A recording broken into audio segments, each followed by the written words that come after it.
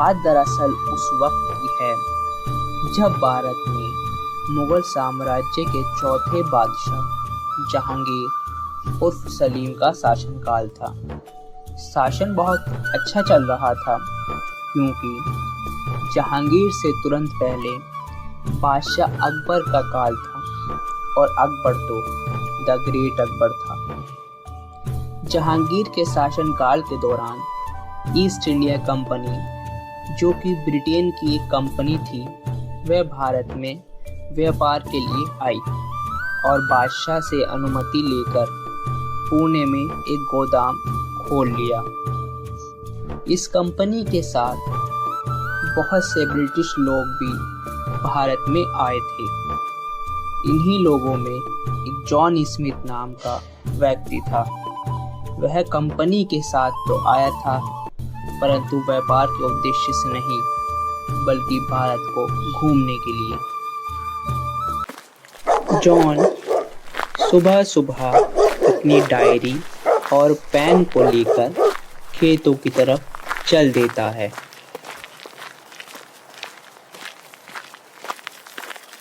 अरे वाह, बहुत सुंदर नजारा है। गोरे साहब, ये हमारा हिंदुस्तान है, आपका विदेश नहीं। विदेश? विदेश क्या होता है? वैसे आपका नाम क्या है? गोरे साहब, मेरा नाम मोहन है। मोहन, मुझे बहुत भूख लगी है। मोहन, तुम मुझे कुछ खाने को दे सकते हो क्या? जी गोरे साहब, मेरे पास ज़्यादा तो कुछ नहीं, बस दही का रायता है। लाओ लाओ, दे दो, मैं पी लेता हूँ। अरे मोहन, ये तो बहुत मजे का है रे। जी, हमारा गांव बहुत सुंदर है, मैं तुम्हें पूरा गांव घुमा सकता हूँ। मोहन, जरूर जरूर, मैं कल तुम्हारे पास आऊंगा, फिर दोनों चलेंगे। ठीक है, फिर मैं चलता हूँ घर पर। सरिता मेरी बीवी मेरा इंतज़ार कर रही होगी। अगले दिन जॉन सुबह सुबह खेतों की तरफ निकल जाता है। जॉन खेत पर जाकर एक जगह बैठ जाता है और मोहन का इंतज़ार करने लगता है। इतने में जॉन को मोहन आता दिखाई देता है। अरे मोहन, मैं तुम्हारा बहुत देर से इंतजार कर रहा था। जी गोरे साहब, चलें फिर गांव को घूमने। जी जी मोहन जी, चलिए। मोहन जॉन को खेतों के रास्ते से होता हुआ गांव में ले जाता है। गांव में वह सबसे पहले गांव के मुखिया से मिलवाता है। गोरे साहब, ये हमारे गांव के मुखिया हैं। मुखिया जी, ये गोरे साहब हैं, विदेश से आए हैं व्यापार करने। नहीं नहीं, व्यापार के लिए नहीं, हम भारत को घूमने के लिए आए हैं मोहन जी। तभी मुखिया के पास दो सिपाही आते हैं। मुखिया जी, आपको बादशाह ने बुलाया है, आपको हमारे साथ चलना होगा। जरूर जी जरूर, ऐसा हो सकता है बादशाह बुलाए और गुलाम न जाए। अच्छा भाई मोहन, तुम अपने गोरे साहब को गांव दिखाओ, हम जरा बादशाह के पास से होकर आते हैं। मोहन जॉन को मुखिया के घर से स्कूल की तरफ लेता हुआ आता है। गोरे जी, ये मेरा स्कूल है जिसमें मैंने एक कक्षा तक पढ़ाई की थी। मोहन जॉन को बस्ती की तरफ ले जाता है। मोहन जॉन को बस्ती दिखाने लगता है। देखो गोरे साहब, ये हमारी छोटी सी मगर बहुत सुंदर बस्ती है। मोहन जॉन को लेकर आगे चल देता है और चौपाल पर जाकर दोनों बैठ जाते हैं।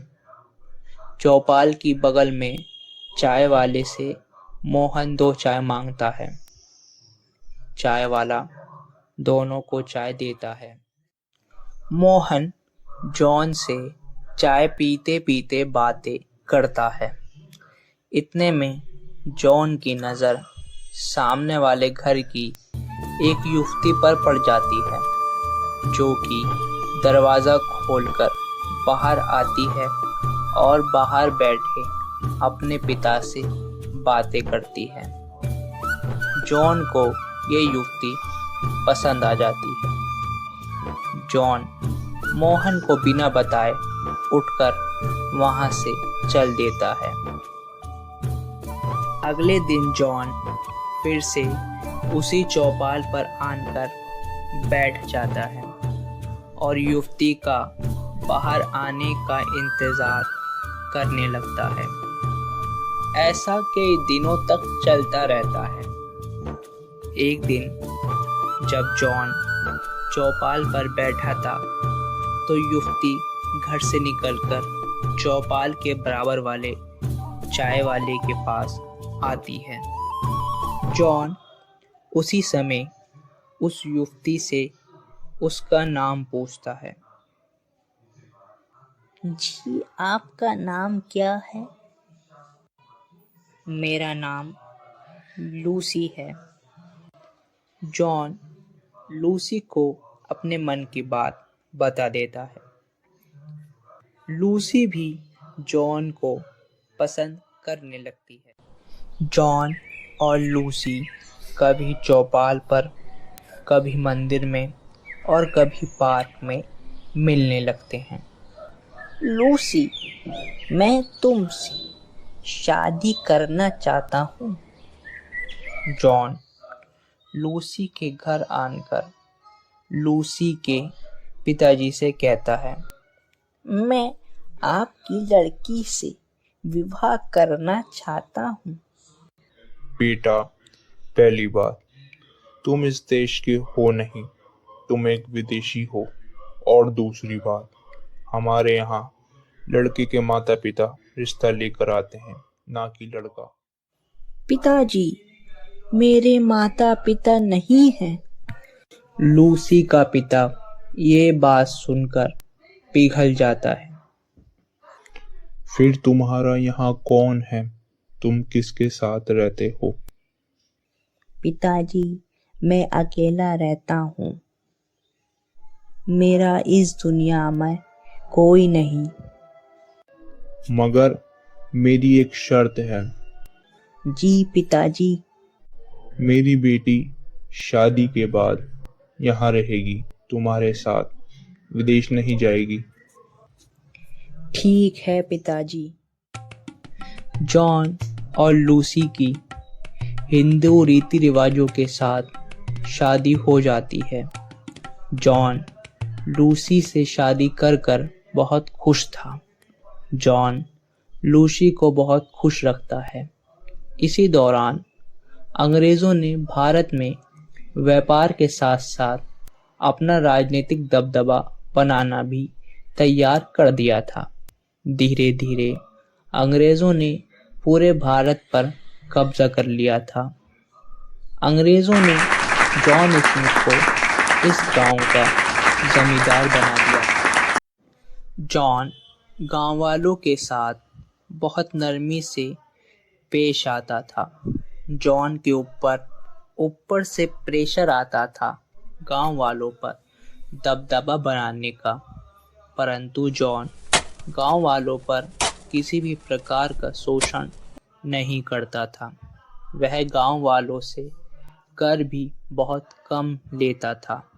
ब्रिटिशों ने जॉन से परेशान होकर जॉन को गांव की जमींदारी से बेदखल कर दिया और थॉमस को गांव की जमींदारी दे दी। थॉमस एक अंग्रेज अफसर था जो कि जॉन से बिल्कुल विपरीत था।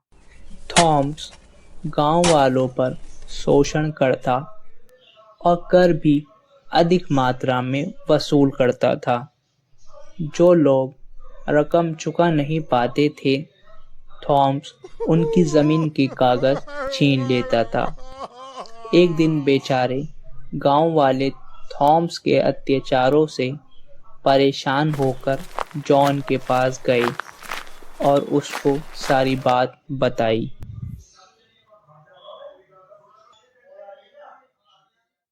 ठीक है, मैं कल सर के पास जाऊंगा और दोबारा गांव की जमींदारी की बात करूंगा। अगले दिन जॉन बड़े अफसर के पास जाता है और गांव की जमींदारी वापस से ले लेता है। अब जॉन दोबारा गांव का जमींदार बन गया है। तो जिन जिन के थॉम्स ने जमीन के कागज छीने थे, जॉन उनको वापस कर देता है और गांव वाले खुशी खुशी रहने लगते हैं।